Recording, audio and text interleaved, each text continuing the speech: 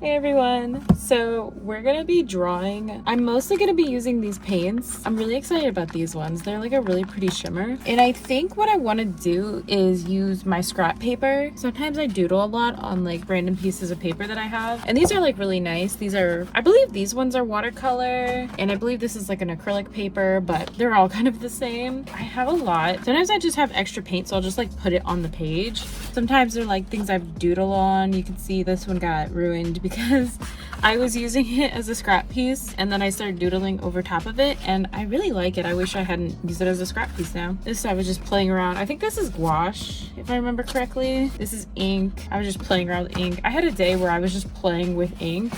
Like this one. I really like this one. Originally I was going to use this one for today's piece, but I think I'm going to use this one. And I think because we're using paint, it should go over this. And I think that this one's small enough. Plus I already taped the edges, so I don't have to do that.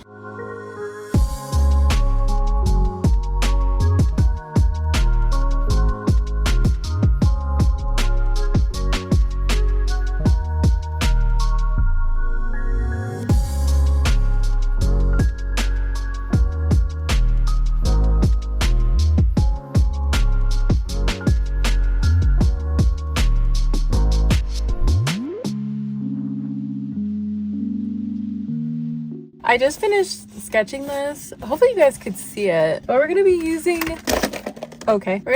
these paints. I started this painting by painting the leaves that are in the background. These honestly are not that important because I pretty much just cover these up later, but I did like them when I was first doing them. They just didn't really fit the piece by the end of it. I couldn't really tell what it was. It just like wasn't working. It's just like something about them didn't fit. But I always try to start with the background and work my way to the foreground. So it happens sometimes. Sometimes you have to cover up something that you spent time painting to make the whole piece look good. It sucks, but it happens. I'm using the paints that I got for Christmas. If you happen to see my Christmas art haul, it was the paints that were in that video. They were a gift, so I really wanted to test them out in a full piece because I just did a little swatch in my sketchbook, and my sketchbook is not the highest quality, so I didn't want to judge them based on the swatches in my sketchbook. They're more like student quality paints, which they seem to be pretty good for that. So the only thing that was kind of difficult with these paints is that they don't really like to spread on their own. I kept having to add a bit of water to them, but other than that, they're nice paints that I can use in my sketchbook. I will say that I probably shouldn't have used such a dark background with these paints because they are just a bit transparent. It was hard to get the colors to really show, which is my fault. Honestly, I shouldn't have chosen that dark green. I just really wanted to use one of my scrap papers, so when I use them in my sketchbook, I at least know that I shouldn't use like a dark background color. I'll keep it like light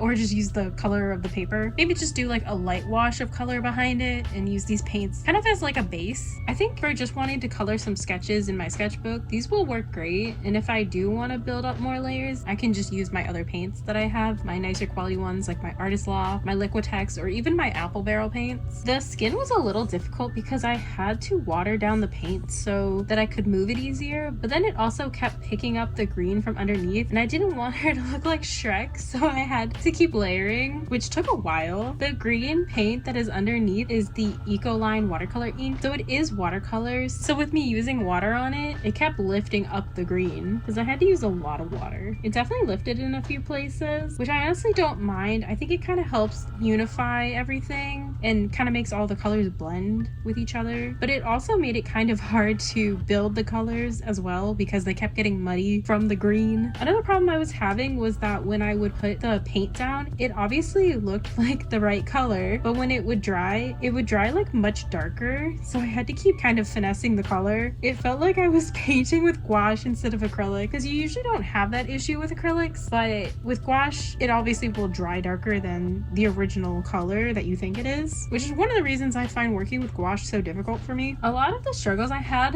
was just my own fault, like picking the dark green for the background. That was so stupid of me, but I guess I should have tested them a little bit more first. I knew that they were a slightly lower quality, but I didn't think it would affect it too much because at the end of the day they are acrylic. Definitely made building up the color a lot harder than it needed to be. So in the future, if I use these, I know not to use such a dark background. It took a while, but I just kept building up the skin skin tone till I got it to a point that I liked. And then here I have no clue what happened to the footage. I know I recorded it, I don't know where it is, and I'm really upset because this is like the bulk of it. I did her hair, I painted her top. It's supposed to be like a dress, but you can't really tell. And I added some red to her skin to give it a little bit more life so she didn't look so flat. I'm just so upset. I don't know where it went. On my phone, I've looked, on my computer, it's just gone. But oh well, hopefully you guys can forgive me. I decided to make her hair a darker brown shade, and I decided that I wanted to have the green kind of poking through it so that it would kind of simulate like hair strands, and also again unify the background with the colors that I was using. Later on I kind of cover up the background, so it was nice to really have a bit of that green showing through in her hair. So I'm changing her lip color to red. I really didn't know what color to make her lips originally. I had them pink, but I wasn't really feeling it, so then I changed them to red, but then I again changed them later to the shimmer purple from the color shift, which I thought was fun. I think it's nice to have a little bit of glitter. I don't often use glitter in my paintings, but when I can find a chance to fit it in, I think it looks really cool.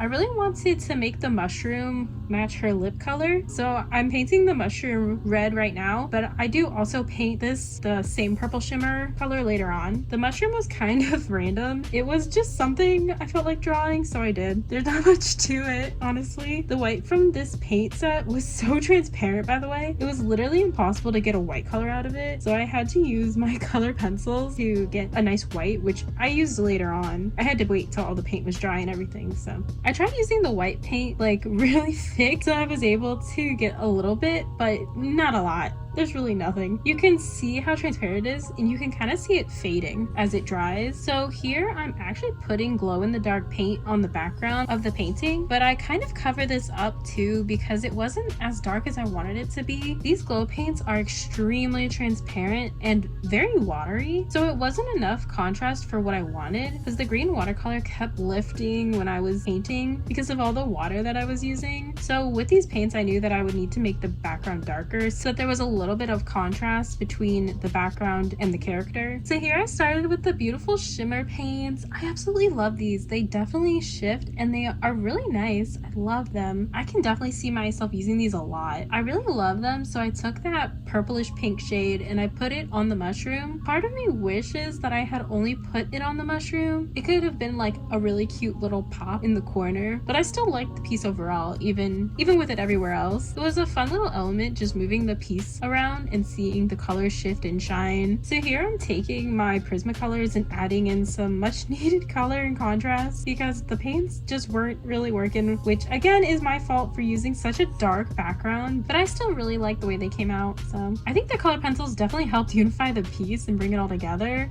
It really needed the color pencils. So this is when I took the purple color from the paint set and just started covering the background. I still wanted parts of the green to show through, so I wasn't trying to fully cover the background. And I was also trying to keep an outline of where the character is, just so there was like an extra bit of pop and contrast between the character and the background. And it also kind of acts as a highlight, which helps because the green is already in her color scheme. So it just helps even more with popping the character out of the background. At first I wasn't sure if I should cover up the leaves or not because I did like them. There was just something about them that didn't really fit in the picture, so I decided just to cover them up. You can still faintly see them in the background through the paint, but they're not really part of the painting anymore. This paint did not want to spread, which kind of helped with what I wanted to do with the background, which was to leave some of that green peeking through, but also kind of sucked because it took twice as long to cover the background. The background was still a little plain to me, so I took my color pencils and just added some little stars with the pink Prismacolor, and then I wanted to add some lines for interest more than anything. So I took my yellow Prismacolor and just kind of outlined around the character, trying to help pop her out of the background again. I do think it helped.